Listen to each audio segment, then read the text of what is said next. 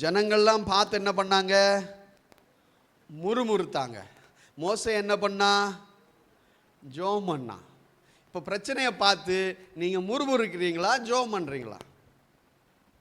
நம்ம வாழ்க்கையில் சில கசப்பான காரியங்கள் வரும் பொழுது நம்ம முறுமுறுக்கிறோமா, ஜெபிக்கிறோமா? ஜனங்களை மாதிரி முறுமுறுக்கிறோமா, இல்லை மோசே மாதிரி ஜெபிக்கிறோமா? யாருக்கு தீர்வு கிடைச்சது? ஜெபிக்கிறவனுக்கு தான் தீர்வு கிடைச்சது. முறுமுறுத்தவனுக்கு தீர்வு கிடைச்சிச்சா? முறுமுறுத்தவனுக்கு ஒன்றும் கிடைக்கல, அது கசப்பாக தான் இருந்துச்சு. ஆனால் ஜெபிக்கும் போது ஆண்டவர் வசனம் தெளிவாக சொல்லுது, கர்த்தர் மோசேக்கு ஒரு மரத்தை காண்பித்தார். ஏன் மரத்தை காண்பிச்சார்? அந்த கிளைய வெட்டு, அது தண்ணீரில் போடு, தண்ணி மதுரமாக மாறிடும். தண்ணி வச்சவருக்கு பக்கத்தில் ஒரு மரத்தையும் வைக்க தெரியும். உன் வாழ்க்கையில் சில கசப்பான சூழ்நிலைகளை வைத்த தேவனுக்கு அதே பக்கத்தில் ஒரு தீர்வையும்